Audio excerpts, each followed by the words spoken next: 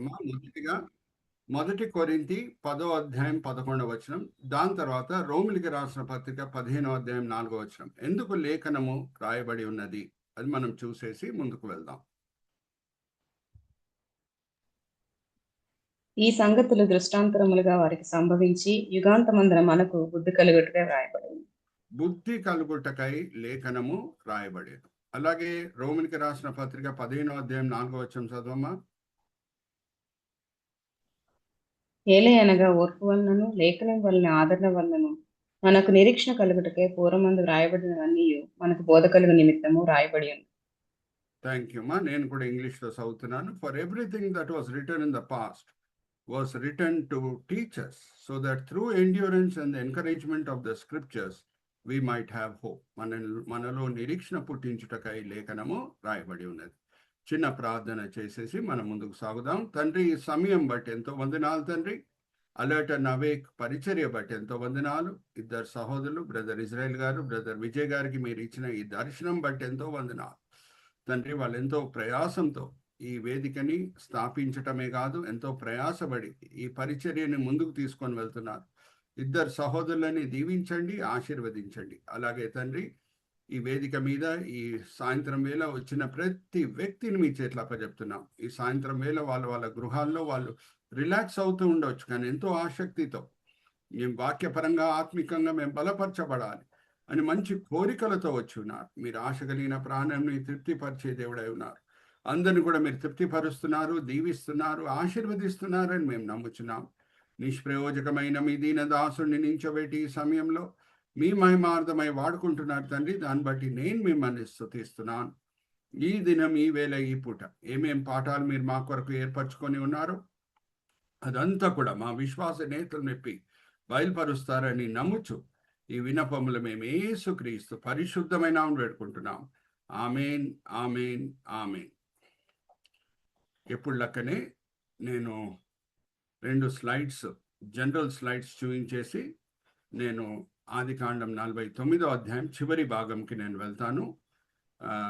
మనము ఆదికాండం ధ్యానిస్తూ ప్రయాణం చేస్తూ మనము 48వ అధ్యాయం ముగించేసి 49వ అధ్యాయం ప్రారంభం చేసి ఆల్మోస్ట్ చివరికి వచ్చి ఉన్నాము. మనము ఏ బైబిల్ స్టడీలన్నా తీసుకుండే 3 అడుగులు. మొదటిగా అబ్జర్వేషన్, రెండవది ఇంటర్ప్రిటేషన్, మూడవది అప్లికేషన్. లేఖనం చదివే సమయంలో మనము కీర్తనకారుడు చేసిన ప్రార్థన 119వ కీర్తన 18వ వచనం, ఆశ్చర్యమైన సంగతులు నేను చూచినట్లు నా కన్నులను తెరువుము అని ఆ ప్రార్థన చేసి మనం అబ్జర్వేషన్ చేస్తే ఏ వాక్య భాగం మనం ఫోకస్ చేయాలో ఒక అధ్యాయంలో దాని మీద మనం ఫోకస్ చేసినప్పుడు దేవుడు దాన్ని సరిగా ఇంటర్ప్రిటేషన్ చేసుకునేటకు సహాయం చేస్తారు. లేఖనము జస్ట్ చూడటమే కాదు, దాన్ని సరిగా అర్థం చేసుకోవాలి. ఏ సందర్భంలో ఈ వాక్య భాగం రాయబడింది అనేది మనం చూస్తేనే మనం సరిగా దాన్ని అర్థం చేసుకోగలుగుతాము. మన ప్రభువారు మనకి సహాయం చేస్తారు దాన్ని సరిగా అర్థం చేసుకునేటకు. ఇప్పుడు ఉదాహరణకు నేను చెప్తున్నా, ఫిలిప్పీలకు రాసిన పత్రిక చాలా మందికి పరిచితమైన వాక్య భాగము 4వ అధ్యాయం 13వ వచనం. ఇంగ్లీష్లో చెప్పి తెలుగులో చెప్తాను. I can do all things through Christ who strengtheneth me అనే మాట చదువుటకు చాలా బాగుంటుంది. నేను అన్ని కూడా సాధించగలుగుతాను యేసుక్రీస్తు ప్రభువారు కృపచేత, ఆయన ఇచ్చిన శక్తి చేత, బాగానే ఉంది. కానీ అది ఏ సందర్భంలో రాయబడింది అది మనం చూడాలి. ఇక్కడ చూడండి, దాని పక్కన ఉన్న వాక్య భాగం నేను చదివి తర్వాత దానికి వస్తున్నాను. I know what is to be in need. I know what is to have plenty. I have learned the secret of being content in any and every situation, whether well-fed or hungry, whether living in plenty or in want. ఈ మాటలు చెప్పి 13వ వచనంకి వస్తున్నాడు పౌలు భక్తుడు. I can do everything through him who gives me strength. Philippi సంఘము ఆయన చెరలో ఉన్నప్పుడు ఆర్థిక సహాయం చేసింది. ఆయన అవసరతలు బట్టి డబ్బులు పంపించింది వాళ్ళ ప్రతినిధి చేత. ఆ ప్రతినిధి పేరు ఎపాఫ్రాడిటస్. దాన్ని బట్టి వాళ్ళకి థ్యాంక్స్ చెప్తున్నాడు. చెప్తూ ఏమని అంటున్నాడు అంటే, దేవుడు మిమ్మల్ని దీవించును గాక. అయినా సరే, మీరు ఇచ్చినా ఇయ్యపోయినా సరే, నేను అన్ని పరిస్థితుల్లో తృప్తి పొందటం నేర్చుకున్నాను. అది చెప్పేసి I can do all things through Christ who strengtheneth me. అంటే ఈ తృప్తి నేను ఎందుకు పొందగలుగుతున్నాను, సమృద్ధిలో అన్నా ఆ లోట్లో అన్నా నేను తృప్తి ఎందుకు పొందగలుగుతున్నానంటే ఆయన ఇచ్చిన శక్తి వలన అని అంటున్నాడు. ఇప్పుడు ఫిలిప్పీలకు రాసిన పత్రిక 4వ అధ్యాయం 13వ వచనంని ఆధారం చేసుకొని మీకు కొంచెం నవ్వు రావచ్చు. ప్రశ్న అడుగుతున్నాను, చార్మినార్ నుంచి దుంపితే దేవుడు మనల్ని కాపాడుతాడా? అడుగుతున్నా మిమ్మల్ని. అన్మ్యూట్ చేసుకొని చెప్పండి. నో, కాపాడడు. So that is called interpretation. పక్కనున్న వాక్య భాగంలో మనం చదువుకున్నప్పుడు దేవుడు మనం సరిగా లేఖనంని అర్థం చేసుకునేటట్లు ఆయన కృప చూయిస్తారు. మూడవది అప్లికేషన్. అప్లికేషన్ అంటే నేర్చుకున్న పాఠాలని మన క్రైస్తవ జీవితంలో అమలుపరచుట. ఈ 3 అడుగులు వేస్తేనే బైబిల్ స్టడీ వెనకాల ఉన్న గురిలు మనము సాధించినట్లు. నెక్స్ట్ స్లైడ్కి మనం వెళ్దాం బ్రదర్ విజయ్ గారు. Next slide. 360-degree perspective. We take a 360-degree perspective. Related scripture portions ఎక్కడ ఉన్నాయి అదంతా కూడా మనము చూస్తాం. ఇప్పుడు ఉదాహరణకి 49వ అధ్యాయంలో మరణ పడకలో ఉన్న యాకోబు ఆయన చివరి గడియలో ప్రతి కొడుకు పట్ల ప్రవచించిన మాటలు, పలికిన మాటలు, శాపాలన్నా దీవెనలన్నా దాని గురించి మనం ధ్యానిస్తూ అది ఎలాగా నెరవేర్చబడినాయి, ఎక్కడ నెరవేర్చబడినాయి దాన్ని కూడా మనము చూస్తున్నాం. That is called taking a 360-degree perspective. యూదా గోత్రంలో రాజదండము తొలగిపోదు అని అంటే దాని అర్థం ఏంటి? యూదా గోత్రం నుంచే రాజులు వస్తారు. అది ఎక్కడ రాయబడి ఉంది అది మనం చూడకుండా ఉంటే బైబిల్ స్టడీ వెనకాల ఉన్న అన్ని గురిలను మనం సాధించినట్టు కాదు. అలాగే శాపం, సిమియోన్ గోత్రం పట్ల శాపం ఎలాగ నెరవేర్చబడింది దాంతో కూడిన వాక్య భాగములు మనం చదవకుండా ఉంటే మరి బైబిల్ స్టడీ వెనకాల ఉన్న ప్రాముఖ్యమైన ఉద్దేశంలను మనం సాధించినట్టు కాదు. Just to give you an example. ఇప్పుడు మనం 49వ అధ్యాయానికి వచ్చేసామండి. Brother Vijay, let's go to the next slide. ప్రతి కొడుకు గురించి ఆయన పలికిన మాటలన్నీ కూడా మనం చూసాము. Next slide. బెంజమిన్ గోత్రం గురించి ఏమని అన్నాడు అంటే బెంజమిన్ గోత్రము భయంకరమైన పాపములు చేస్తుంది. ఒక్కసారి దాంతో కూడిన వాక్య భాగం మనం చదువుకుందామా? 27వ వచనం చదవమ్మా శిరీష. 49వ అధ్యాయం 27వ వచనం. బెంజమిన్ గోత్రం గురించి ఏమన్నా అంటున్నాడు యాకోబు? 27వ వచనం, 49వ అధ్యాయం 27వ వచనం. బెన్యమీను చీలునట్టు తోడేలు అతడి ఉదయం నందు ఎరను తీసి అస్తమయమందు దోపుడు సొమ్ము పంచుకున్నాను. తోడేలు అనగానే కాంప్లిమెంట్ కనిపిస్తుందా లేకపోతే క్రిటిసిజం కనిపిస్తుందా? చెప్పండి మీరే, అన్మ్యూట్ చేసుకొని. క్రిటిసిజం అంటే నెగటివ్దే మనకు కనిపిస్తుంది. సో ఎటువంటి దోపుడు సొమ్ము దొంగలించుకున్నాడు, దోపుడు సొమ్ముని ఎలాగా ఆయన తీసుకున్నాడు అని చూస్తే మనము ఆదికాండం 20వ అధ్యాయంకి మనం వస్తే ఒక మంచి వ్యక్తి ఆయన భార్య పట్ల బెంజమిన్ గోత్రం ఎలాగా ప్రవచించిందో మనము చూడొచ్చు. మనము భారతదేశంలో ఉంటూ నిర్భయ కేస్ చూస్తే మనకి అయ్యో భారతదేశంలో ఇలాగా జరిగిందా, ఇంత భయంకరమైన గ్యాంగ్ రేపా, చీచి మన భారతదేశంలో ఇలా జరగాల అని మనము ఎంతో సిగ్గుపడుతూ ఉంటాం. సో దేవుడు ఆశీర్వదించిన భూమి కానాన్ దేశం, ఇజ్రాయేలీలకి వాగ్దాన దేశంగా ఇచ్చిన భూమిలో ఆ భయంకరమైన పాపం జరుగుతుంటే ఎవరికైనా సిగ్గు వేయదు నీతిమంతులకి? ఎస్ ఆర్ నో చెప్పండి. సో ఆ భయంకరమైన సంఘటన జరుగుతున్నది. దానికి ముఖ్యమైన కారకులు ఎవరు అంటే బెంజమిన్ గోత్రంకి చెందిన ప్రజలు.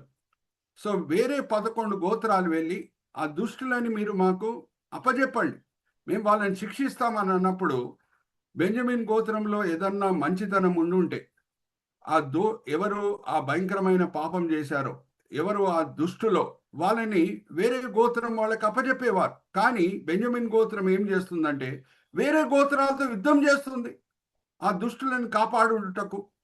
ఎంత భయంకరమైన పాపం అది! అదంతా కూడా మనము న్యాయాధిపతుల గ్రంథం 20వ అధ్యాయం 21వ అధ్యాయంలో మనము చదువుకోవచ్చు. ఇప్పుడు నేను లాస్ట్ సెషన్లో అంటే లాస్ట్ వీక్ నేను రాలేదు ఫర్ డిఫరెంట్ రీజన్స్. దాని ముందున్న సెషన్లో మీతో పంచుకున్నాను. ఈ న్యాయాధిపతి గ్రంథంలో ఈ సంఘటన గురించి రాయబడినప్పుడు ప్రధాన యాజకుడిగా ఎవడున్నాడు అని మనం చూస్తే ఫినెహాస్ ఉన్నాడు. ఫినెహాస్ ఎవరు? Let's go to the next slide Vijay brother. ఆరోను కుమారుడు ఎలియజర్. ఆరోన్ చనిపోయిన తర్వాత ప్రధాన యాజకుడయ్యాడు. దాని తర్వాత ఫినెహాసు ప్రధాన యాజకుడయ్యాడు. ఇక్కడ చూడండి, నేను ఈ వాక్య భాగం సహోదరితో చదివిస్తాను. అమ్మా 20వ అధ్యాయం చదవమ్మా. న్యాయాధిపతుల గ్రంథం 18వ వచనం నుంచి 19వ వచనం. ఎవరున్నారు ఆ సమయంలో ప్రధాన యాజకుడుగా? వీరు లేచి బేతేలునకు పోయి ఇశ్రాయేలీయులు బెన్యామీనులతో చేయవలసిన యుద్ధమునకు మాలో ఎవరు ముందుగా వెళ్ళవలనని దేవుని యొద్ద మనవి చేసినప్పుడు యెహోవా యూదా వంశస్థులు ముందుగా వెళ్ళవలనని సెలవిచ్చాను. కాబట్టి ఇశ్రాయేలీయులు ఉదయమునే లేచి గిబియాకు ఎదురుగా దిగిరి. 28వ వచనంకి వచ్చేమా. ఆ సమయంలో ఎవరు ప్రధాన యాజకుడు? అది కూడా మనం చూద్దాం. 28వ వచనం. అహరోను మనముడు ఎలియాజరు కుమారుడైన ఫినెహాసు ఆ దినములలో దాని ఎదుట నిలిచేవాడు. ఇశ్రాయేలీయులు మరల మా సహోదరులైన బెన్యామీనులతో యుద్ధమునకు పోదుమా మానదుమా అని యెహోవా యొద్ద విచారణ చేయగా యెహోవా వెళ్ళుడి, రేపు నీ చేతికి వారిని అప్పగించదనని చెప్పాను. థ్యాంక్ యూ అమ్మా. సో ఆ సమయంలో ప్రధాన యాజకుడు ఎవరు? ఫినెహాస్. ఫినెహాస్ ఎవరు? ఆరోను మనవుడు. ఎక్కడ మనకు కనిపిస్తున్నాడు?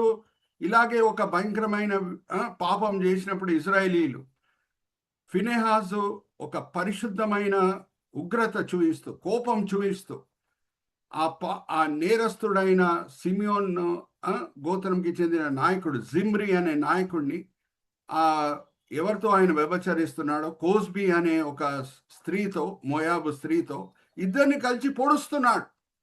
ఎక్కడ మనకు కనిపిస్తున్నది అది బ్రదర్? ఆ స్లైడ్ మనం చూద్దాం. ఇదే ఇప్పుడు నేను మీకు చూపించే స్లైడే. 25వ అధ్యాయం చదవమ్మా. సంఖ్యాకాండం. ఫినెహాస్ మనకు ఫస్ట్ ఎక్కడ కనిపిస్తున్నాడో మనం ఒకసారి చూద్దామా. 25వ అధ్యాయం 8వ వచనం నుంచి 10వ వచనం. సంఖ్యాకాండం 25వ అధ్యాయము 6వ వచనం నుంచి 8వ వచనం చదవమ్మా. సంఖ్యాకాండం 25. ఫస్ట్ మనకు ఫినెహాస్ ఎక్కడ కనిపిస్తున్నాడు?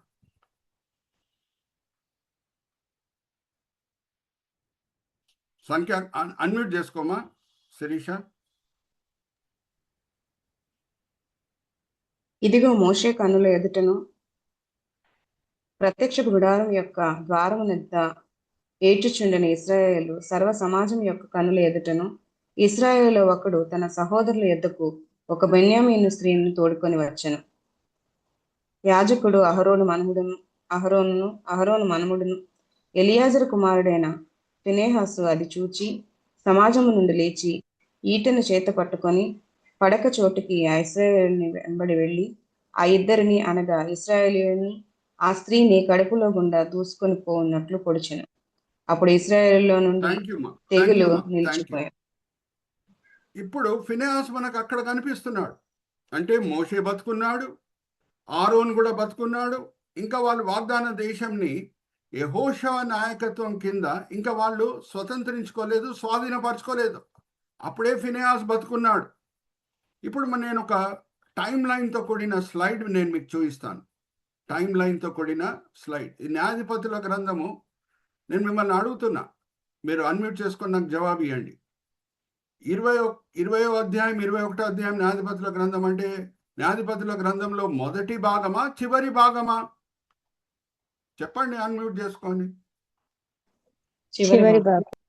చివరి భాగం. ఇప్పుడు న్యాయాధిపతుల గ్రంథం ప్రారంభంలోనే మనం చూస్తే మొదటి న్యాయాధిపతి బ్రదర్ విజయ్ పాయింట్ కర్జర్ ఓత్నీల్. మొదటి న్యాయాధిపతి ఎవరు? ఇక్కడ లెఫ్ట్ సైడ్లో ఉంది చూడండి. న్యాయాధిపతులు ఎవరెవరు ఇజ్రాయెల్ దేశంకి నాయకులై ఉన్నారో. Othniel brother point cursor left side picture. Left సైడ్లో ఓత్నీల్ అని బ్లూ బ్యాక్గ్రౌండ్లో వైట్ లెటర్స్లో ఉంది చూడండి. విజయ్ బ్రదర్ విజయ్ బ్రదర్ చూపిస్తున్నారు. Okay, thank you brother. So ఓత్నీయులు మొదటి న్యాయాధిపతి. అప్పుడు సుమారుగా ఈ calendar, international calendar, BC calendar మనం చూస్తే 1350 బీసీ ఆ టైంలో. అయితే ఇంకా న్యాయాధిపతులు మనం గమనిస్తే ఇంకా చివరి భాగంకి మనం వస్తే ఏలీ న్యాయాధిపతిగా ఉన్నాడు, దాని తర్వాత సామ్యుయల్, దాని తర్వాత సౌలు. అయితే చివరి భాగంకి మనం వచ్చేస్తున్నాం న్యాయాధిపతుల గ్రంథం. అంటే దీని తర్వాత మనం చూస్తే ఏలీ న్యాయాధిపతిగా ఉంటాడు, దాని తర్వాత సామ్యుయల్, అంతే. అక్కడి నుంచి మనము ఇక్కడ వరకు వస్తే సౌల్ రాజుగా అవ్వటం వరకు మనం చూస్తే, బ్రదర్ పాయింట్ కర్సర్ ఎట్ సాల్, అదే బ్లూ బ్యాక్గ్రౌండ్ లో white letters. Thank you brother. 336 సంవత్సరాలు గడిచినాయి. న్యాయాధిపతులు ఎన్ని సంవత్సరాలు పరిపాలించారు అని అంటే పైన హెడ్డింగ్ కూడా వెళ్ళిపోండి brother. For a total of 336 years. Eli న్యాయాధిపతిగా ఉన్న సమయం మనం తీసేద్దాం, తర్వాత సామ్యుయల్ న్యాయాధిపతిగా ఉన్న సమయంని మనం తీసేద్దాం. సుమారుగా 250 సంవత్సరాలు అయిపోయినాయి ఓత్నీయుల దగ్గర నుంచి. న్యాయాధిపతుల గ్రంథం చివరి అధ్యాయంకి మనం వచ్చినప్పుడు ఇంకా దగ్గర 250 సంవత్సరాలు అయిపోయినాయి. సో ఫినెహాస్ బతుకుండటం ఇంకా మీకు ఆశ్చర్యం పుడుతుందా లేదా? Yes or no? ఫినెహాస్ బతుకున్నాడు, ఆశ్చర్యం పుడుతుందా లేదా? ఎస్. అయితే ఏం జరిగింది, ఎందుకు ఇలాగా ఇది రాయబడింది మనం అర్థం చేసుకుందాం. యాక్చువల్గా బైబిల్లో కొన్ని ప్లేసెస్లో మనకి క్రోనలాజికల్ డిస్క్రిపెన్సీ కనిపిస్తుంది. క్రోనలాజికల్ డిస్క్రిపెన్సీ కావాలని దేవుడు ఒక ప్రత్యేకమైన పాయింట్ని హైలైట్ చేయించటకు, చూయించటకు స్పష్టంగా క్రోనలాజికల్ డిస్క్రిపెన్సీ కూడా బైబిల్లో దేవుడు అప్పుడప్పుడు తీసుకొని వస్తారు. క్రోనలాజికల్ డిస్క్రిపెన్సీ అంటే సమయం అనుసారంగా ఆ సంఘటన రాయబడలేదన్నమాట. అది ఎక్కడెక్కడ ఉన్నాయి అనేది చూస్తే కొన్ని సందర్భాలు ఉంటాయి. నేను మీకు ఇప్పుడు నెక్స్ట్ స్లైడ్కి తీసుకొని వెళ్తున్నాను. నెక్స్ట్ స్లైడ్కి వెళ్దాం brother. Next slide brother. Previous స్లైడ్కి వెళ్దాం బ్రదర్. ప్రీవియస్ స్లైడ్, ఆ టైం లైన్ కంటే ముందున్న స్లైడ్. ఇక్కడ చూడండి. ఉదాహరణకి ఇంకొక సంఘటన రైట్ సైడ్లో ఉంది చూడండి. ప్రకటన గ్రంథం 22వ అధ్యాయము 7-20 వచనాలు. ప్రకటన గ్రంథం 22వ అధ్యాయం అంటే చివరి అధ్యాయం, అంటే ఆల్రెడీ ఆరోహణం అయిపోయింది. 7 సంవత్సరాల శ్రమకాలం అయిపోయింది, అర్మగద్దోన్ యుద్ధం అయిపోయింది, ప్రభువారి వేళ్ళ పరిపాలన కూడా అయిపోయింది. అప్పుడు మరి తిరిగి చివరి అధ్యాయం చివరి వచనాల్లో ప్రభువారు ఏమంటున్నారు? 22వ అధ్యాయం 7 మరి 20వ వచనం. నేను ఇంగ్లీష్లో చదివి తెలుగులో కూడా చెప్పేస్తాను to save on time. Brother, you can point a cursor. He who is faithful witness to all these things says, I am coming soon.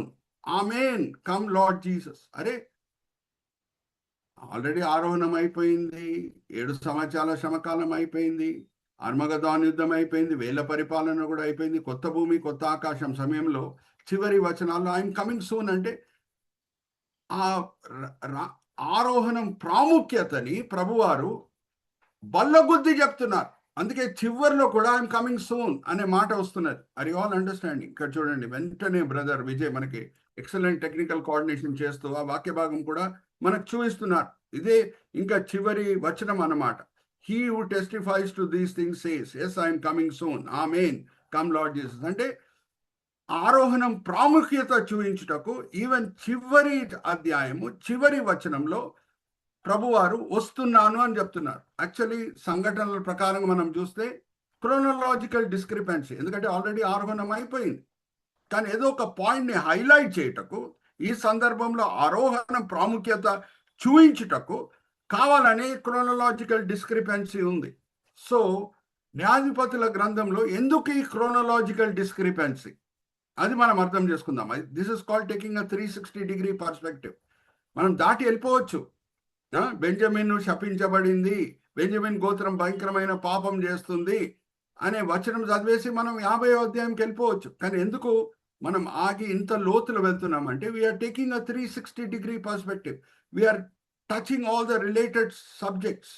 అందుకే మనము ఇంత లోతులో వెళ్తున్నాం. ఇప్పుడు చూడండి, ఎందుకు ఈ క్రోనలాజికల్ డిస్క్రిపెన్సీ? ఇది క్రోనలాజికల్ డిస్క్రిపెన్సీ, ఇది సమయం అనుసారంగా జరిగిన విషయం కాదు. యాక్చువల్గా ఓత్నీయులు న్యాయాధిపతిగా ఉన్న సమయంలో ఆర్ దానికంటే కొంచెం ముందు జరిగింది. కానీ చివరి అధ్యాయంలో మనం చదువుకుంటున్నాం కాబట్టి ఏదో ఎలీ సమయంలో ఇది జరిగిందని చెప్పడానికి వీల్లేదు, ఆర్ సాంసోన్ సమయంలో జరిగిందని చెప్పడానికి వీల్లేదు. వీళ్ళందరూ కూడా చివరి పేజెస్లో న్యాయాధిపతుల గ్రంథంలో మనం ఈ న్యాయాధిపతులని మనము చూస్తాం. సో ఇది ఆ సమయంలో జరిగిన సంఘటన కాదు. There is a chronological discrepancy. Phinehas ఇంకా బతుకున్నాడు అని అంటే నేను మిమ్మల్ని అడుగుతున్నానండి, మోషే కాలంలోనే ఒక ట్రెండ్ వచ్చేసింది. 90వ కీర్తన ఎవరు రాశారు? అన్మ్యూట్ చేసుకొని చెప్పండి. 90వ కీర్తన ఎవరు రాశారు? మోషే. మోషే. మోషే, రైట్ ఆన్సర్. సో 90వ కీర్తనలో ఆల్రెడీ ఒక ట్రెండ్ చూశాడు మోషే. లాంజివిటీ ఎలాగుంటుంది, మనుషులు ఎంతకాలం బతుకుతున్నారు అనేది మోషే గమనించాడు. కాబట్టి మోషే సమయంలోనే ఆ ట్రెండ్ ఉంది కాబట్టి ఆ విషయాలు జరుగుతున్నాయి. కాబట్టి ఆయన ఏమని రాశాడు 90వ కీర్తనలో? మనిషి ఆయుష్కాలం ఎంత అంట? 200 సంవత్సరాల? అడుగుతున్నా మిమ్మల్ని, అన్మ్యూట్ చేసుకొని చెప్పండి. అధిక బలం ఉంటే ఎంత?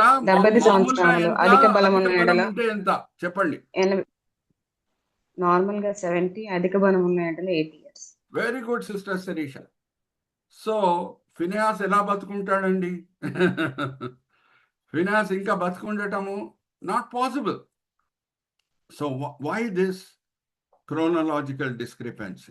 Why this chronological discrepancy? ఇప్పుడు న్యాయాధిపతుల గ్రంథం తర్వాత ఏ పుస్తకం వస్తుంది కూడా నేను మిమ్మల్ని అడుగుతున్నా. మీరు అందరు కూడా బైబిల్ ఎన్నోసార్లు చదివారు. చెప్పండి, న్యాయాధిపతుల గ్రంథం తర్వాత ఏ పుస్తకం వెంటనే వస్తున్నది? వెంటనే వచ్చిన పుస్తకం ఏంటి న్యాయాధిపతుల గ్రంథం తర్వాత? Very good sister Sirisha. Today sister Sirisha is in very good form. God bless you మా. రూత్ గ్రంథం. ఓకే, న్యాయాధిపతుల గ్రంథం చివరి అధ్యాయం పక్కనే రూత్ గ్రంథం ఉంది. ఇప్పుడు స్లైడ్ షోకి వెళ్దాం. Brother Vijay, brother slide show. ఇప్పుడు తెల్లది నల్లది మధ్యలో ఉన్న వ్యత్యాసం చూపించాలి అని అంటే నెక్స్ట్ స్లైడ్ బ్రదర్. ఆ రెండు పిల్లిల ఫోటో నేను మీకు చూపించాను కదా. తెల్లది నల్లది మధ్యలో ఉన్న వ్యత్యాసం, తెల్ల నల్ల మధ్యలో ఉన్న వ్యత్యాసము తేటగా చూపించాలంటే నల్లటిది తెల్లది రంగు, నల్ల రంగు తెల్ల రంగు పక్కన పెడితే స్పష్టంగా మనకి అర్థమవుతుందా, కనిపిస్తుందా? లేకపోతే దూరంలో పెడితే అర్థమవుతుందా? చెప్పండి. నల్లటి రంగు తెల్లటి రంగు మధ్యన ఉన్న వ్యత్యాసము సరిగా మనము చూడాలి అని అంటే ఈ రెండు రంగులను పక్కన పెడితే అర్థమవుతుందా, లేకపోతే దూరంలో పెడితే అర్థమవుతుందా? పక్కన పెడితే. Very good, right answer. జాగ్రత్త వినండి, న్యాయాధిపతుల గ్రంథం రాసింది సామ్యలే, రూతు గ్రంథం రాసింది సామ్యలే. హల్లెలూయా, ప్రైజ్ ది లార్డ్. అడుగు బై అడుగు, మెట్టు బై మెట్టు నేను వెళ్తున్నాను. ఈ మర్మము, ఈ రహస్యం మీరు అర్థం చేసుకోవాలి. రేపు మిమ్మల్ని ఎవరన్నా అడిగినా సరే ఇదేంటండి ఫినెహాస్ బతుకుండటం ఏంటండి అని మిమ్మల్ని ఎవరన్నా అడిగినా సరే, న్యాయాధిపతుల గ్రంథం చివరి అధ్యాయంలో ఫినెహాస్ బతుకుండటం ఏంటండి, ఏంటి ఇది పొరపాట్లక కనిపిస్తుంది అని ఎవరన్నా మిమ్మల్ని అడిగినా మీరు దానికి జవాబిచ్చే స్థాయిలో ఉండాలి. హల్లెలూయా, ప్రైజ్ ది లార్డ్. జాగ్రత్త వినండి, అందరు కూడా ఆమేన్ చెప్పండి. మన రెగ్యులర్ ఫ్రైడే బైబిల్ స్టడీలో ఎవరెవరు పార్టిసిపేట్ చేస్తున్నారో రాబోయే దినంలో దేవుడు వాళ్ళని కూడా బైబిల్ ఉపదేశకులుగా వాడుకోబోతున్నాడు. ఆమేన్ చెప్దామా? ఆమేన్. ఓకే, సో రేపు మిమ్మల్ని అడిగినా మీరు దానికి జవాబిచ్చే స్థాయిలో ఉండాలి. సామ్యలే రెండు రాశాడు అని అంటే సామ్యల్లో ఉన్న ఒక ప్రత్యేకత ఏంటి చూద్దాం. నెక్స్ట్ స్లైడ్కి మనం వెళ్దాం brother. Next slide. Samuel left side ఎవరినో అభిషేకిస్తున్నాడండి. దాని తర్వాత రైట్ సైడ్ లో మరి ఇంకొకరిని అభిషేకిస్తున్నాడు. ఎవరు చెప్పండి, మీరే చెప్పండి. వెరీ గుడ్, సౌలు అండ్ దావీదు. దావీదు. ఇప్పుడు సౌల్ చనిపోయిన తర్వాత దావీదు అభిషేకించబడ్డా, లేకపోతే సౌల్ బతుకున్నప్పుడేనా? అది కూడా చెప్పండి, గట్టి చెప్పండి అమ్మా. బ్రతికుండగానే. బతికుండగానే. మరి ఏం అవసరం పడింది? సౌలు ప్రారంభం బానే ఉంది కానీ దేవుడు ఆయనకు అప్పజెప్పిన ఒక ప్రాముఖ్యమైన పని, అమాలీకులని నువ్వు లయపరచు, వాళ్ళని కంప్లీట్గా ఆకాశం కింద నుంచి వాళ్ళ పేరు తుడిచివేసే. ఎందుకంటే వాళ్ళు భయంకరంగా ప్రవర్తించారు ఇజ్రాయేలీల పట్ల. ఎక్కడుంది ఆ మాట? తీయండి, ద్వితోపదేశకాండం 25వ అధ్యాయం చివరి 2 వచనాలు చదవండమ్మా. ఎంత భయంకరంగా అమాలీకులు ఇజ్రాయేలీల పట్ల ప్రవర్తించారో. వాళ్ళు ఐగుప్తు దాసత్వం నుంచి విమోచించబడి కానాన్ దేశం వైపు నడుస్తూ వస్తుండగా అమాలీకులు చేసిన పని ఏంటి? ఒకసారి చదువుదామా. 25వ అధ్యాయం ద్వితోపదేశకాండం చివరి 2 వచనాలు చదవమా. శిరీష అన్మ్యూట్ చేసుకొని. ద్వితోపదేశకాండం 25 చివరి 2 వచనాలు, 18వ వచనం నుంచి. నీవు ప్రయాసపడి అలసి ఉన్నప్పుడు నీ వారిలో నీ వెనకనున్న బలహీనులందరినీ హతం చేశాను. కాబట్టి నీవు స్వాధీనపరుచుకున్నట్లు నీ దేవుడైన యెహోవా స్వాస్థ్యముగా నీకిచ్చుచున్న దేశములో చుట్టుపక్కలనున్న నీ సమస్త శత్రువులను లేకుండా చేసి, నీ దేవుడైన యెహోవా నీకు విశ్రాంతి దయచేసిన తర్వాత ఆకాశం క్రింద నుండి అమాలేకుల పేరు తుడిచివేయవలను. ఇది మర్చిపోవద్దు. అమాలీకుల పేరు ఆకాశం కింద నుంచి తుడిచివేసాయి. ఇంకా మనము 1 సామ్యుయేలు గ్రంథం 15వ అధ్యాయానికి వస్తే, దేవుడు సామ్యుయేలు చేత సౌలుకి ఇచ్చిన ఆజ్ఞ ఏంటంటే, వాళ్ళ ఆస్తిని కూడా నువ్వు ఆశించకు. వాళ్ళ అపవిత్రమైన చేతితో ఏదన్నా ముట్టుకుంటే అది కూడా అపవిత్రంగా మార్చబడుతుంది. సో వాళ్ళ ఆస్తి కూడా అపవిత్రమైనది, దాన్ని నువ్వు ఆశించకు, వాళ్ళ పట్ల నువ్వు కనికరం చూపించకు అని దేవుడు ఆజ్ఞాపించి సౌల్ని పంపించినప్పుడు, సౌలు 100కి 100% విధేయత చూపించాడా? అడుగుతున్నా మిమ్మల్ని. 100కి 100% చూపించాడా అంటే? చూపించలేదు. ఆగాగు రాజుని చంపట్లేదు. సామ్యుయేలు ప్రవక్త వచ్చే వరకు ఆయన బతికే ఉన్నాడు.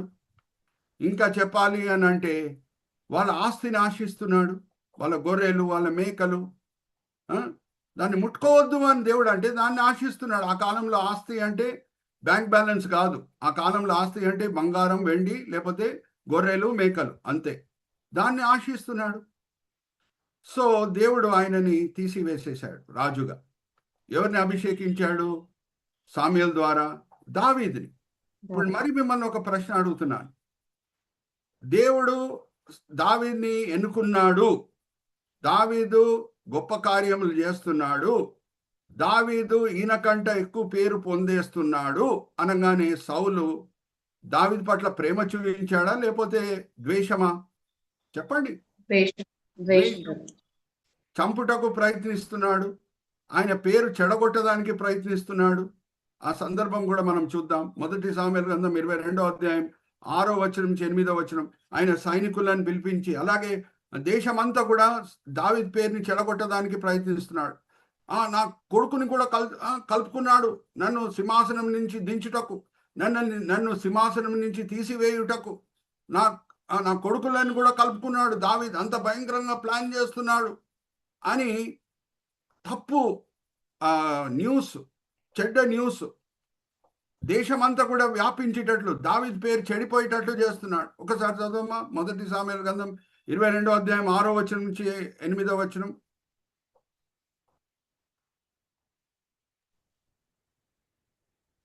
గట్టిగా చదవమ్మా.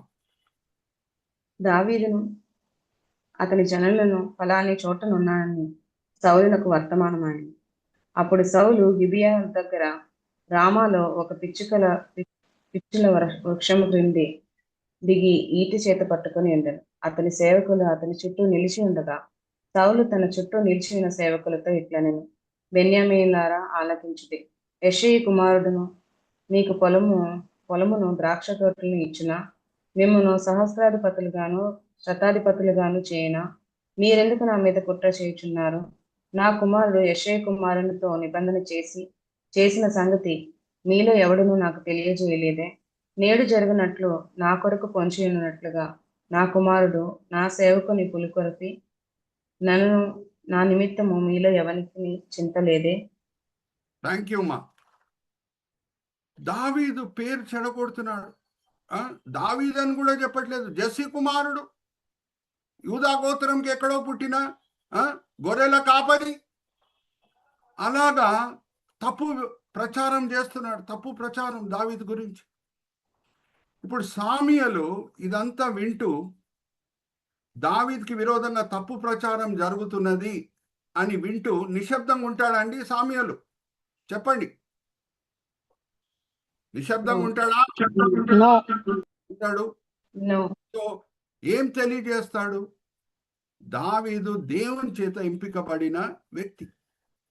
దావీదు దేవుని చేత ఎంపికబడిన వ్యక్తి. ఈయన తప్పు ప్రచారం చేస్తున్నాడు దావీదుకి విరోధంగా. ఈయన బ్యాక్గ్రౌండ్ ఏంటి, దావీదు బ్యాక్గ్రౌండ్ ఏంటి, నేను తెలియజేస్తాను అని బెంజమిన్ గోత్రంకి చెందిన సౌలు ఎటువంటి గోత్రం నుంచి వచ్చాడు, ఆ గోత్రం ఎటువంటి భయంకరమైన పాపం చేసింది అనే సంఘటన రూతు గ్రంథం పక్కన పెడుతున్నాడు. హల్లెలూయా, ప్రైజ్ ది లార్డ్. రూతు గ్రంథం ఎలాగ ఎండ్ అవుతుంది? బోయాజు కుమారుడు ఓబేదు, ఓబేదు కుమారుడు జెస్సీ, జెస్సీ కుమారుడు దావీద్. హల్లెలూయా, ప్రైజ్ ది లార్డ్. ఆ రూతు గ్రంథంలో దేవుని కార్యములు ఎంతో గొప్పవి. దేవుడు ఎలాగా రూతుని వాడుకున్నాడు, ఎలాగా రూతు పట్ల ఉన్నాడు, ఎలాగా దావీద్ జన్మించాడు, ఆయన బ్యాక్గ్రౌండ్ ఏంటి, ఆయన దేవుని చిత్తం చేత ఎలాగా నియమించబడిన వ్యక్తి, ఎంత పవిత్రమైన గోత్రం నుంచి వస్తున్నాడు, ఎంత పవిత్రమైన కుటుంబం నుంచి వస్తున్నాడు అనేది తెల్లని రంగు, బ్లాక్ రంగు బెంజమిన్ గోత్రం పక్కన పెడుతున్నాడు. హల్లెలూయా, ప్రైజ్ ది లార్డ్. అందరు హల్లెలూయా చెప్పండి. ఈరోజు ఒక మర్మం నేర్చుకున్నారు మీరు. Are you all understanding? అరే లేకపోతే ఫినెహాస్ ఎలా బతుకుంటాడండి? ఫినెహాస్ ఇన్ని సంవత్సరాల తర్వాత ఎలాగ బతుకుంటాడు? చెప్పండి. Are you all understanding? Phinehas ఇన్ని సంవత్సరాలు ఎలా బతుకుంటాడు? చివరి అధ్యాయంలో మనం ఫినెహాస్ని ఎలా చూడగలుగుతాం న్యాయాధిపతుల గ్రంథంలో? సో ఆ మర్మం, ఆ రహస్యం మనకి అర్థం కావాలి. రేపు మిమ్మల్ని ఎవరన్నా అడిగినా సరే మీరు జవాబిచ్చే స్థాయిలో ఉండాలి. Are you all with me? So ఈరోజు మనం 49వ అధ్యాయం చివరి భాగంకి వచ్చేసాం. బెంజమిన్ గోత్రం పట్ల యాకోబు ప్రవచించిన మాటలు నెరవేర్చబడుట మనం చూసాం. ఇంకా అదే 49వ అధ్యాయం చివరి భాగంకి మనం వస్తే, చివరి భాగం మనం వచ్చేస్తే అన్ని కూడా నేను వైతో ఎండ్ అయిన సబ్హెడింగ్స్ వాడుతూ వచ్చానండి 49వ అధ్యాయంలో. ఇప్పుడు చూడండి, 19వ వచనంలో రిటాలియేటరీ, 20వ వచనంలో కమర్షియలీ, 21వ వచనంలో ఫర్టిలిటీ, 22 నుంచి 26 అబండెంట్లీ, 27 వైలెంట్లీ అండ్ అడల్టరీ, 28 నుంచి 33 ఎక్స్పైరీ. ఎక్స్పైరీ అంటే యాకోబు ఎలాగా మరణిస్తున్నాడు, శారీరకంగా ఎలాగా మరణించాడు అనే వివరాలు మనకి 28 నుంచి 33లో ఉంటుంది. అది చదివేమా? నెక్స్ట్ మనం 50వ అధ్యాయంకి వెళ్ళిపోదాం. 28 నుంచి 33.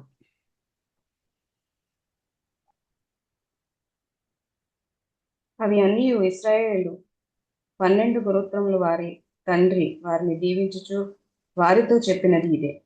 ఎవని దీవెన చొప్పున వారిని దీవించను. తర్వాత అతడు వారికి ఆజ్ఞాపించుచు ఇట్లనను, నేను నా సర్వజనుల యొద్దకు చేర్చబడుచున్నాను. హిత్తీయుడైన ఎఫ్రోను భూమి అందున్న గుహలో నా తండ్రుల యొద్ద నన్ను పాతిపెట్టుడి. ఆ గుహ కానానీయుల దేశమందలి మమ్రే ఎదుటనున్న మక్పేల పొలములో ఉన్నది. అబ్రహాము దానిని, ఆ పొలమును హిత్తీయుడకు ఎఫ్రోను వద్ద శ్మశాన భూమి కొరకు స్వాస్థ్యముగా కొనెను. అక్కడనే వారు అబ్రహామును అతని భార్య అయిన సారాను పాతిపెట్టిరి. అక్కడనే ఇస్సాకును అతని భార్య అయిన రెబ్కాను పాతిపెట్టబడి, అక్కడనే నేనును లేయాను పాతిపెట్టి, ఆ పొలమును అందులోనున్న గుహయు హేతు కుమారుల వద్ద కొనబడినదనెను. యాకోబు తన కుమారులకు ఆజ్ఞాపించుట చాలించి మంచం మీద తన కాళ్ళు ముడుచుకొని ప్రాణము విడిచి తన స్వజనుల వద్ద చేర్చుకొనబడింది. థ్యాంక్ యూ అమ్మా. సో మరి ఆ ప్రమాణం చేయిస్తున్నాడు, నన్ను మీరు ఐగుప్తులో పాత పెట్టడానికి వీల్లేదు, మక్పెలా కేవ్లో ఏది మన పితడైన అబ్రహాం కొన్నాడో హితీయుడైన ఎఫ్రాన్ దగ్గర నుంచి, ఆ గుహలనే ఎలాగా వేరోళ్ళు పాత పెట్టబడారో, అబ్రహాం ఎలాగ పాత పెట్టబడాడో, సారా ఎలాగ పాత పెట్టబడిందో, ఈసాకు, రెబేకా, లియా ఆ చోటకే నా శరీరంని తీసుకొని వెళ్ళి పాత పెట్టండి అని చెప్పేసి ఆయన శారీరకంగా మరణిస్తున్నాడు. Okay, now let's go to chapter 50. Chapter 50కి మనం వెళ్ళిపోదాం. Brother Vijay, let's look at the slide. 50వ అధ్యాయంతో కూడిన సబ్ హెడింగ్స్ అన్నీ కూడా నేను TIONతో ఎండ్ చేస్తున్నాను. లామెంటేషన్, ఆబ్లిగేషన్, మొదటి 3 వచనాలు, 4 నుంచి 6 permission and acquisition, brother point cursor, 7వ వచనం నుంచి 9వ వచనం ఎక్స్పెడిషన్, ప్రొసెషన్ అండ్ క్లాసిఫికేషన్ 1, 10వ వచనం నుంచి 11వ వచనం ఇంటర్ప్రిటేషన్, 12వ వచనం నుంచి 14వ వచనం ట్రాన్స్పోర్టేషన్ మరి ఆబ్లిక్ ప్రెడిక్షన్, క్లాసిఫికేషన్ 2, 15 నుంచి 21 అప్రహెన్షన్, కమ్యూనికేషన్ అండ్ కంపాషన్, 22 నుంచి 23 అథెంటికేషన్, సెలెక్షన్, 24 నుంచి 26 ప్రెడిక్షన్, లిబరేషన్ అండ్ రిప్రజెంటేషన్. మనం అడుగు బై అడుగు, మెట్టు బై మెట్టు వెళ్దాం. 49వ అధ్యాయం చివరి వచనాల్లో మనం చూసాము చివరి ఊపిరి యాకోబు తీసుకుంటుట. సో ఆయనను ఎంతగానో ప్రేమించిన యోసేపు, అంటే వేరే కుమారుడు కూడా ప్రేమిస్తున్నారు కానీ చాలా ఎక్కువగా ప్రేమించిన యోసేపు, ఆయన స్పందన ఎలాగుండింది అది మనము చూద్దాం. మొదటి 3 వచనాలమ్మా శిరీష సహోదరి అన్మ్యూట్ చేసుకొని చదవండి అమ్మా. యోసేపు తన తండ్రి ముఖం మీద పడి అతని గూర్చి ఏడ్చి అతని ముద్దు పెట్టుకొనెను. తర్వాత యోసేపు సుగంధ ద్రవ్యములతో తన తండ్రి శవమును సిద్ధపరచవలనని తన దాసుడైన వైద్యులకు ఆజ్ఞాపించను గనుక ఆ వైద్యులు ఇశ్రాయేలును సుగంధ ద్రవ్యములతో సిద్ధపరిచింది. సుగంధ ద్రవ్యములతో సిద్ధపరచబడి వారి కొరకు దినములో సంపూర్ణమగినట్లు అతని కొరకు 40 దినములు సంపూర్ణమాయను. అతని గూర్చి ఐగుప్తీయులు 70 దినములు అంగలార్చిరి. థ్యాంక్ యూ అమ్మా. మనకి ఒక పుస్తకమే ఉంది ఇంగ్లీష్లో, బైబిల్లో, విలాప వాక్యం అనే దానికి ఇంగ్లీష్లో పేరేంటి? లామెంటేషన్. లామెంటేషన్ అంటే దుఃఖంతో కూడిన స్పందన. Lamentation, again I'm repeating. ఇంగ్లీష్లో ఇర్మియా గ్రంథం తర్వాత ఏమొస్తుంది? పాత నిబంధనలో విలాప వాక్యం. తెలుగులో మనం చూస్తే విలాప వాక్యం. ఇంగ్లీష్లో ఆ పుస్తకం పేరేంటి? లామెంటేషన్. యెరూషలేము నాశనం అయిపోయింది, ఆలయం తగలబెట్టబడింది బాబిలోన్ రాజు చేత అనే విషయము అన్ని బట్టి ఎలాగ ఇర్మియా దుఃఖిస్తున్నాడు, ఎలాగ ఇజ్రాయెల్ ప్రజలు దుఃఖిస్తున్నారు, ఆ పుస్తకం పేరే లామెంటేషన్. సో దుఃఖంతో కూడిన స్పందనని ఏమంటామంటే ఇంగ్లీష్లో లామెంటేషన్. సో యోసేపు ఏడుస్తున్నాడు, శారీరక ఎడబాటు, నొప్పితో కూడిన ఎడబాటు. సో చాలా ఏడ్చిన తర్వాత, ఎంబామ్ చేసిన తర్వాత, brother go back brother, embalm, బాడీని ఎంబామ్ చేసిన తర్వాత, ఆ తైలంతో అంతా కూడా ఎంబామ్ చేసిన తర్వాత, ఎందుకు ఎంబామ్ చేయాలి? ఎన్ని రోజులు ప్రయాణం పడుతుంది? ఐగుప్తు నుంచి కానాన్ దేశంకి తీసుకొని వెళ్ళాలి అంటే ఎన్నో రోజుల ప్రయాణం. ఆ సమయంలో శరీరం కూలిపోతే అంత వాసన రాదు? ఎస్ ఆర్ నో చెప్పండి. బాడీ డీకంపోజ్ అవుతే బ్యాడ్ స్మెల్ వస్తుందా లేదా? ఫౌల్ స్మెల్ వస్తుందా లేదా? కానీ ఎంబామ్ చేస్తే ఆ టైంలో ఉన్న ఆ తైలంతో ఐగుప్తు ప్రజలు, అక్కడ ఉన్న మంత్రకారులు, వాళ్ళు తెలుసుకున్న ఆ తైలం, దాంతో ఆ శరీరంని ఎంబామ్ చేస్తే అది కుళ్ళిపోదానికి ఆస్కారం ఉంటుందా? చెప్పండి. ఉండదు. సో ఎంబామ్ చేస్తున్నారు, ఎందుకంటే దూరమైన ప్రయాణం కూడా చేయాలి. దాని తర్వాత రైట్ సైడ్ ఆబ్లిగేషన్. అమ్మా, ఓన్లీ యోసేపు ఏడ్చినట్టు మనకు అనిపిస్తుందా, లేకపోతే ఐగుప్తు ప్రజలు అందరు కూడా దుఃఖించిరు అని ఉందా? చెప్పండి మీరే, ఇప్పుడే చదువుకున్నాం కదా. రైట్ సైడ్ ఆబ్లిగేషన్, 70 రోజులు దుఃఖించారు అందరూ. అంటే ఓన్లీ ఇజ్రాయెల్ ప్రజలేనా? యాకోబ్ కొడుకులేనా? అందరూ. Very good. ఈజిప్ట్ అంతా. బ్రదర్ సునీల్ వెంటనే చక్కని ఆన్సర్ ఇచ్చి ఉన్నారు. ఎందుకు? Why are the obliged to మోన్? రీజన్ ఏంటి? యోసేపు వలన ఐగుప్తు ఎంతో ఆశీర్వదించబడింది. యోసేపు నాన్నగారు యాకోబు, ఆయన లేకుండా ఉంటే యోసేపే ఈ లోకంకి వచ్చేవాడు కాదు. ఈ తండ్రి వలనే మాకు యోసేపు దొరికాడు. యోసేపు మాకెంతో ఆశీర్వాదకరంగా ఉన్నాడు. భయంకరమైన కరువు వచ్చినప్పుడు ఏమేం జాగ్రత్తలు మేము పాటించాలి అంతా కూడా జ్ఞానపూర్వకమైన కార్యములు చేశాడు. ఈ యోసేపే మాకు దొరికేవాడు కాదు వీళ్ళ నాన్నగారు యాకోబు లేకుండా ఉంటే అని ఆ రుణంతో ఐగుప్తు ప్రజలు అందరూ కూడా దుఃఖించిరి అనే మాట మనము చదువుకున్నాం. Okay, so that is the reason why entire Egypt also moat. Okay, so మొదటి 3 వచనాలు, 4వ వచనం నుంచి 6వ వచనం. ఇప్పుడు చాలా ముఖ్యమైన అధికారి అయి ఉన్నాడు యోసేపు. ఎన్నో దినంల ప్రయాణం చేయాలి కానాన్ దేశంకి. ఆ ఎన్నో దినంల ప్రయాణం చేసినప్పుడు చాలా బాధ్యతలు నెరవేర్చే యోసేపు లేకుండా ఉంటే మరి ఐగుప్తు అడ్మినిస్ట్రేషన్, ప్రభుత్వం దెబ్బతినదు. ఎస్ ఆర్ నో చెప్పండి. దెబ్బతింటుంది కదా. సో ఐగుప్తు ఫారో రాజు ఆయనకి అనుమతించకుండా ఉంటే ఆయన వెళ్ళలేడు. సో 4వ వచనం నుంచి 6వ వచనము మనం చదువుదాము. Permission and acquisition. Permission and acquisition. Brother ఒకసారి ఈ స్క్రిప్చర్ పోర్షన్స్ కూడా మీరు నాకు డిస్ప్లే చేస్తారా విజయ్ బ్రదర్? ఇంగ్లీష్లో కూడా చాలా బాగుంటుంది. 4వ వచనం నుంచి 6వ వచనం సహోదరి శిరీష గారు చదివినిపిస్తారు. యోసేపు పర్మిషన్ అడుగుతున్నాడు ఫారో దగ్గర. దాని తర్వాత ఫారో పర్మిషన్ ఇస్తున్నాడు. దాని తర్వాత యోసేపు ఆ శరీరంని దేహంని తీసుకొని వెళ్తున్నాడు. చదవమా.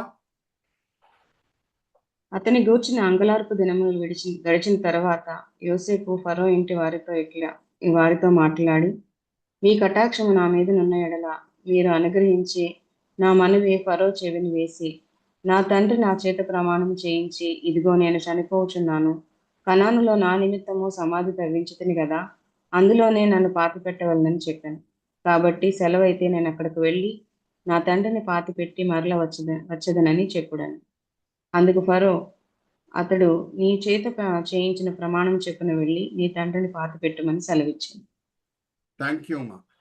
జాగ్రత్తగా వినండి. ఇప్పుడు నేను మిమ్మల్ని అడుగుతున్నా ఒక ప్రశ్న. బ్రదర్ అదే స్క్రిప్చర్ పోర్షన్ డిస్ప్లే చేస్తూనే ఉండండి. అడుగు బై అడుగు, మెట్టు బై మెట్టు మనం వెళ్దాం. ఎందుకంటే నేను మీకు తెలుసు, నేను జూయిష్ కామెంటరీస్, మిద్రాష్, టార్గమ్, టాల్మడ్ అవన్నీ కూడా చదివేసే నేను మీ ముందు వస్తాను. అంటే ఎన్నో సంవత్సరాలుగా జూయిష్ బైబిల్ కామెంటరీస్ అన్ని కూడా చదివి యూదుల చరిత్రలో జరిగిన సంఘటనలు ఏది క్రైస్తవులకి సామాన్యంగా తెలియదో అది కూడా నేను నేర్చుకొని ఉపదేశించుట అది నా అలవాటు. ఇప్పుడు నేను మిమ్మల్ని అడుగుతున్నా, అబ్రహాము, ఈసాకు, రెబేకా, లియా అనగానే సింగులర్ ఉందా, ప్లూరల్ ఉందా? ఒక వ్యక్తియే కనిపిస్తున్నాడా? 2-3 కనిపిస్తున్నా. అబ్రహాం సహోదరుడు నాహోరు, లియా సహోదరి రాహేలు. Singular. Very good, right answer. So ఇక్కడ చూడండి brother, point a cursor at this. Bury me in the tomb I dug for myself in the land of Canaan. I dug for myself in the land of Canaan. అది మక్పెలా గుహనే, హితీయుడైన ఎఫ్రాన్ దగ్గర Abraham తీసుకున్న గుహనే. అయితే ఏమైంది? దీని వెనకాల చరిత్ర ఏంటి? I dug for myself అంటే ఏంటి? నేను ఏ సబ్హెడింగ్ వాడాను? Permission oblique acquisition. అక్విజిషన్ అంటే పొందుట అనే మాట నేను ఎందుకు వాడాను? I dug for myself అంటే ఏం జరిగింది చరిత్రలో? యాకోబు అన్న పేరేంటి చెప్పండి మీరే. ఈసావు యాకోబు మధ్యన ఒక దినము సంభాషణ జరిగింది. ఈసావు ఏమన్నాడు? నేను మొదటి పుట్టిన కుమారుణ్ణి. ఓకే, నువ్వు దీవెనలు అన్ని కూడా పొందావు, బానే ఉంది. కానీ ఇక్కడ అంతా సింగులర్గా అవుతున్నది బరియల్స్. అబ్రహాం ఒక్కడే, దాని తర్వాత ఈసాకు ఒక్కడే, లియా ఒక్కటే. ఇప్పుడు మనం ఇద్దరు కొడుకులమై ఉన్నాం ఈసాక్కి. నేను చనిపోతే నన్ను ఇక్కడ పాత పెట్టాలి, నువ్వు ఎక్కడన్నా నిన్ను ఎక్కడ పాత పెడతారో నీ కొడుకులు నాకు తెలియదు, నేను మొదటి పుట్టిన కొడుకుని అని ఇద్దరి మధ్యన సంభాషణ జరిగింది.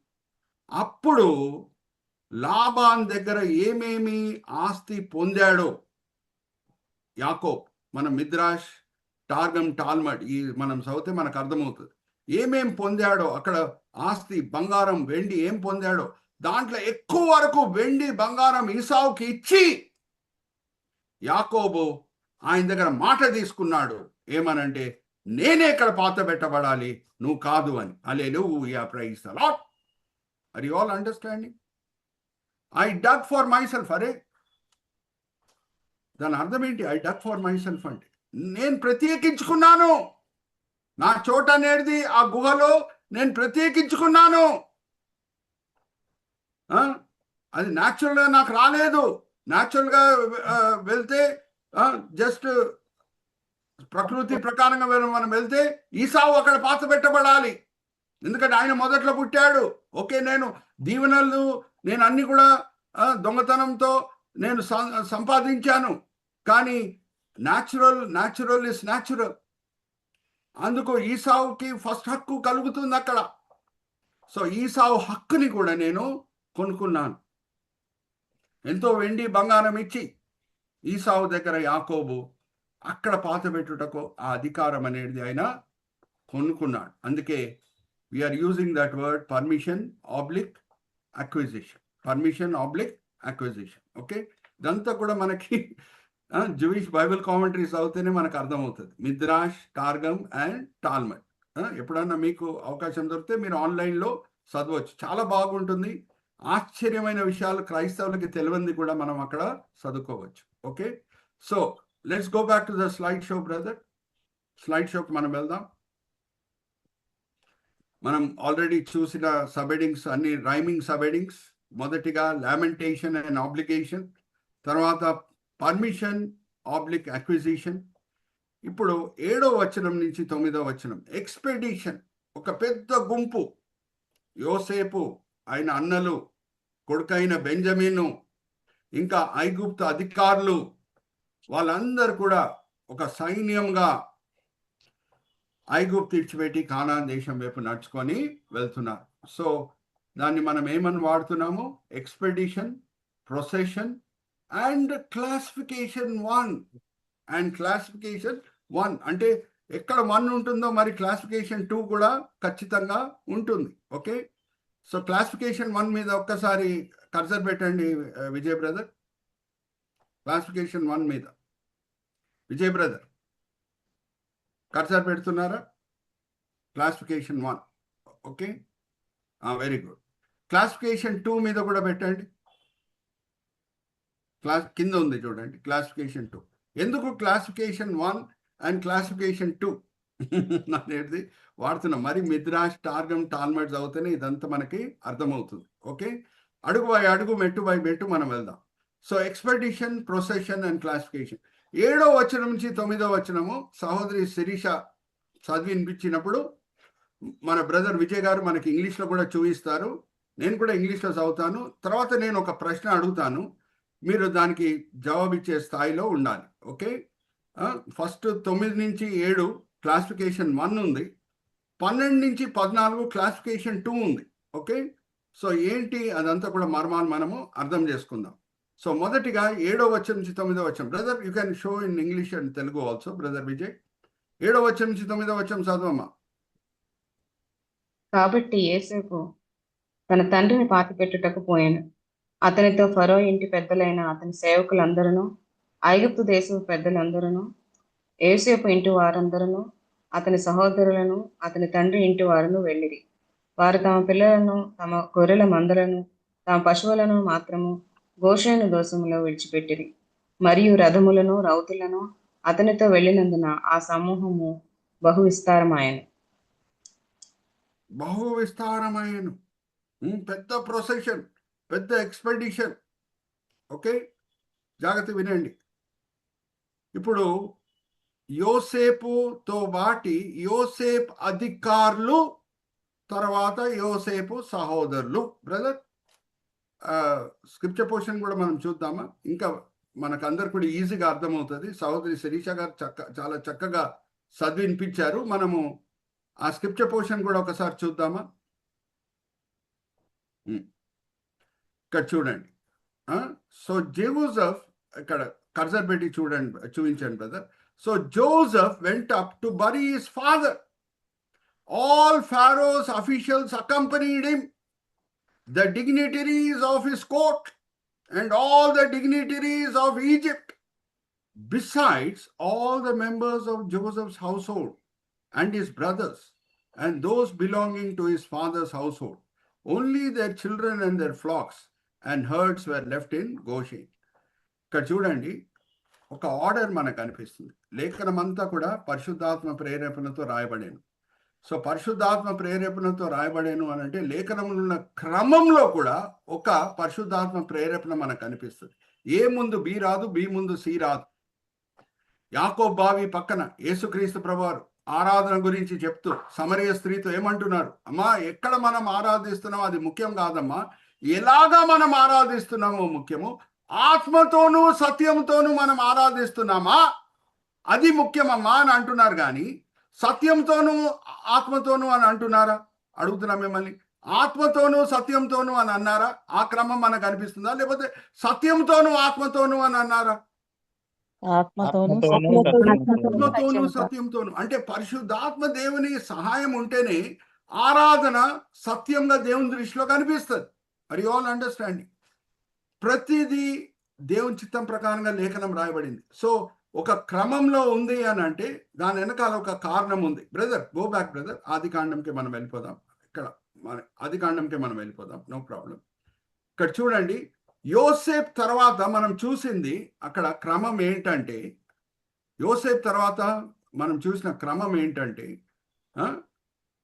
ఐగుప్తు అధికారులు, యోసేపు 5 అధికారులు, దాని తర్వాతనే యోసేపు అన్నలు, యాకోబు కుటుంబ సదస్సులు అని ఉన్నారు. ఎవరు మొదట్లో కనిపిస్తున్నారు? ఐగుప్తు అధికారులా లేకపోతే యోసేపు అన్నలా? చెప్పండి. అధికారులు. అధికారులు. ఓకే, ఇప్పుడు మనము కింద వచ్చేద్దాం, 14వ వచనంకి వచ్చేద్దాం. తిరిగి వస్తున్నారు. ఐగుప్తులో పని చేసేసి యాకోబుని సమాధి చేసి తిరిగి వచ్చేస్తున్నారు. ఎవరు? అదే గుంపు. ఏ గుంపు వెళ్ళిందో పాత పెట్టుటకు ఆ పని ముగించేసి తిరిగి వచ్చేస్తున్నారు. ఇప్పుడు జాగ్రత్తగా చూడండి, 14th verse. సహోదరి తెలుగులో కూడా చదువుతారు, నేను ఇంగ్లీష్లో కూడా చదువుతున్నాను. After burying his father, Joseph return to Egypt together with his brothers and all the others, అంటే అధికారులు, who had gone with him to bury his father. ఇప్పుడు యోసేపు తర్వాత ఎవరి పేరు వచ్చింది? సహోదరుల పేరు వచ్చిందా? అధికారుల పేరు వచ్చిందా? సహోదరులు. ఏమైంది? ఎందుకు ఇలాగ రాయబడింది? కారణం ఏంటి?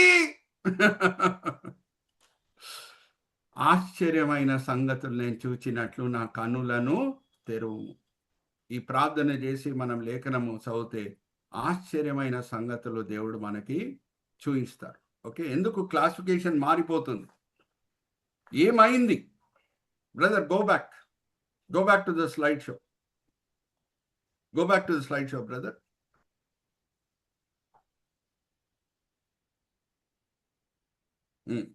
ఇక్కడ చూడండి, ఎక్స్పెడిషన్, ప్రొసెషన్, క్లాసిఫికేషన్ 1 మధ్యలో ఇంటర్ప్రిటేషన్ అనేది మనం పెట్టాము. తర్వాత ట్రాన్స్పోర్టేషన్, ప్రెడిక్షన్, క్లాసిఫికేషన్. ఇప్పుడు ఇంతమంది వెళ్తున్నారు, పెద్ద సైన్యం. ఆ కాలంలో ముందే స్మార్ట్ ఫోన్ వాడి ఫారో రాజు, మా సైన్యం అంతా కూడా వస్తున్నది, నా ప్రధానమంత్రి యోసేపు వస్తున్నాడు, కానాన్ దేశంకి స్వాగతం పలకండి అని ఫారో ఏమన్నా ఫోన్ చేసి కానాన్ రాజులకు చెప్పడానికి వీలుందా? అడుగుతున్నా మిమ్మల్ని. స్వాగతం పలకండి. లేదు. ముందే చెప్పడానికి వీలు ఉంటుందా? లేదు, లేదు. లేదు. అరే ఇంత పెద్ద సైన్యం వస్తే కానానీయులు భయపడి యుద్ధంకి రారు. Yes or no? వస్తారు. ఎస్. వస్తారు. ఎస్. అడుగు బై అడుగు, మెట్టు బై మెట్టు మనం రహస్యాలు గ్రహిస్తున్నాం. వెళ్ళారు వీళ్ళు. వెళ్ళినప్పుడు వాళ్ళు భయపడారు. వచ్చింది ఒక సైన్యం. ఏం జరిగింది అదంతా మనం అర్థం చేసుకోవాలి. అలాగొస్తే వాళ్ళు రెడ్ కార్పెట్ వేస్తారా? ఎవరు ఇట్లా పెద్ద సైన్యం ఐగుప్తు నుంచి వస్తే కానాన్ దేశం రాజులు భయపడారు? అప్పుడు యోసేపు ఆయన దేవుడిచ్చిన జ్ఞానంతో చెప్పాడు, నేను ఎవరిని కాదు, యాకోబు కొడుకునే నేను అని చెప్పాడు. జాగ్రత్త వినండి. యాకోబు కానాన్ దేశం విడిచిపెట్టి 17 సంవత్సరాలే గడిచింది. ఐగుప్తు రాజు ఫారో అడిగినప్పుడు యాకోబుని వచ్చిన కొత్తలో, ఐగుప్తుకు వచ్చిన కొత్తలో ఏమని అంటున్నాడు? నీ వయసు ఎంత అని అడిగినప్పుడు నా వయసు 130 అని అన్నాడు. సో 147 సంవత్సరముల వయసుతో చనిపోయాడు. 147 సంవత్సరాల వయసు కలిగి యాకోబు చనిపోయాడంటే ఐగుప్తులో ఎన్ని సంవత్సరాలు యాకోబు ఉన్నట్లు చెప్పండి? 17 సంవత్సరాలే. జాగ్రత్తగా వినండి. కానానీయులకి అబ్రహాం సంతానం అంటే చాలా respect. Hallelujah, praise the lord. ఏం జరిగింది? 23వ అధ్యాయం మొదటి 5 వచనాలు మనం చదివితే సారమ్మ చనిపోతున్నది. అబ్రహాము చుట్టూ వచ్చేసారు కానాన్ రాజులు, అధికారులు. నువ్వు మా మధ్యలో ఉన్న రాజువి, మహారాజువి, నీ వలన ఈ దేశము దేవుని చేత దీవించబడుతున్నది. మేమిస్తాము నీకు చోట మీ భార్యని పాతబెట్టుటకు అని వాళ్ళు ప్రమాణం చేశారు. ఎఫ్రాన్ అనే హితీయుడు, నేను ఉచితంగా ఇస్తాను ఈ సమాధి తోట అని కూడా అంటున్నాడు అబ్రహాంతో. ఇంకా అమోరీయుల పాపం ఇంకా పండలేదు ఆ సమయంలో. అందుకే దేవుడు మంచోళ్ళని చెడ్డోళ్ళని కలిసి చంపాడు. కాబట్టి అబ్రహాంకి భూమి కంప్లీట్గా ఇవ్వట్లేదు. ఒకసారి చదువుతామా? అమోరీయులు అందరు కూడా, కానానీయులు అందరు కూడా అబ్రహాం సమయంలో పాపులు కాదమ్మా. తీయండి 15వ అధ్యాయం, ఆదికాండం 15వ అధ్యాయం 16వ వచనం చదవండి. బైబిల్స్ అండర్లైన్ చేసుకోండి. ఆదికాండం 15 16వ వచనంకి వచ్చేయండి.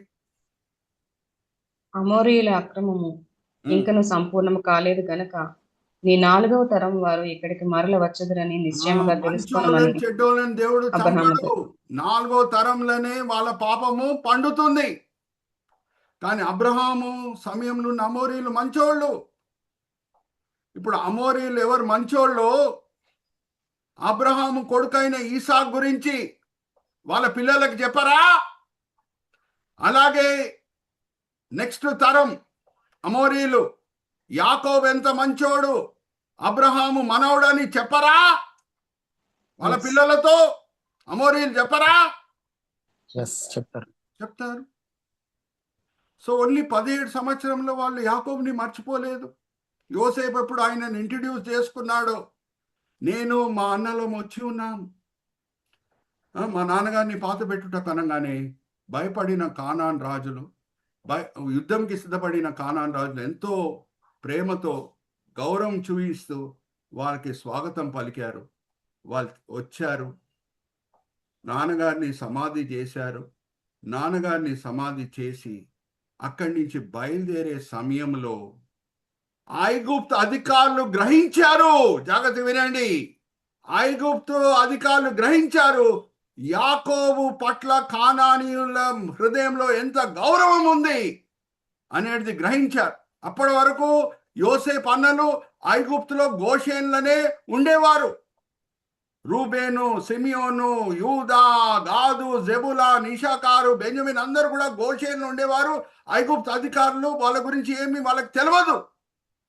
కానీ యాకోబు కొడుకులకి ఇంత గౌరవం ఉంది కానాన్ దేశంలో అని ఐగుప్తు అధికారులు కూడా గ్రహించినప్పుడు తిరిగి వెళ్ళే సమయంలో ఏం చేశారు ఐగుప్తు అధికారులు? యోసేపుతో పాటు మీరు నడవండి, ఫస్ట్ మీరు పక్కన వెళ్ళండి, ఆయనతో పాటు మేము వెనకాల వస్తాం అని వాళ్ళని తగ్గించుకొని వెనకాల ప్రయాణం చేసి వచ్చారు. మొదట్లో వెళ్ళేటప్పుడు వాళ్ళకి తెలియదు యాకోబు పట్ల కానానీయుల హృదయంలో ఎంత గౌరవం ఉందనేది వాళ్ళకి తెలియదు. అందుకు యోసేపు అధికారులు కూడా ఆయనతో పాటు వెళ్ళారు. వీళ్ళు వెనకాల నడుచుకొని వచ్చారు యోసేపు అన్నలు. కానీ ఎప్పుడు కానానీయులు గ్రహించారో, వీళ్ళు యాకోబు కొడుకులని ఎప్పుడు గౌరవించారో, ఇదంతా కూడా ఐగుప్తు అధికారులు ఎప్పుడు గమనించారో, యాకోబు పట్ల ఎంత వాళ్ళకి ప్రేమ ఉంది, ఎంత గౌరవం ఉంది అనగానే, అరే యాకోబు కొడుకులకు మనం రెస్పెక్ట్ ఇవ్వాలి అని వాళ్ళ వెనకాల ప్రయాణం చేశారు. కానీ యోసేపుతో పాటు అన్నలే వెళ్ళాలని కోరుకున్నారు. అది ఆల్ అండర్స్టాండింగ్. ఎక్కడ మనకు దొరుకుతుందమ్మా ఈ న్యూస్ అంతా కూడా? Midrash, టార్గం and టాల్మడ్. లేఖనంలో ఏది కూడా పని లేకుండా దేవుడు రాయలేదు. హల్లెలూయా, ప్రైజ్ ద లార్డ్. ఒక క్రమం ఉందంటే దాని వెనకాల ఒక కారణం కూడా ఉంటుంది. ఆత్మతోనూ సత్యంతోనూ మీరు ఆ దేవుని ఆరాధించాలంటే ఆ క్రమం ఎందుకుంది? దాని వెనకాల ఒక అర్థం ఉంది కాబట్టి. ఫస్ట్ వెళ్ళేటప్పుడు యోసేపు, తర్వాత యోసేపుతో పాటు అధికారులు, వెనకాల అన్నలు వస్తున్నారు. కానీ తిరిగి వచ్చేటప్పుడు యోసేపుతో పాటు అన్నలు ఉన్నారు, పక్కన వెనకాలే అధికారులు ఉన్నారు. సో మధ్యలో ఏం జరిగిందో అది కారణమైంది. అది ఆల్ విత్ మీ. ఇంకా అనేక మర్మాలు ఉన్నాయి 50 అధ్యాయంతో. అదంతా కూడా మనం వచ్చే వారము ధ్యానిద్దాం. ఇక్కడ మనము brother, go back to the slide brother. ఇక్కడ మనం చూసింది ఏంటంటే, ఈరోజు బెంజమిన్ గోత్రం పట్ల ప్రవచించిన ప్రవచన ఎలాగా నెరవేర్చబడింది, ఎందుకు ఫినెహాస్ గురించి చివర్లో రాయబడింది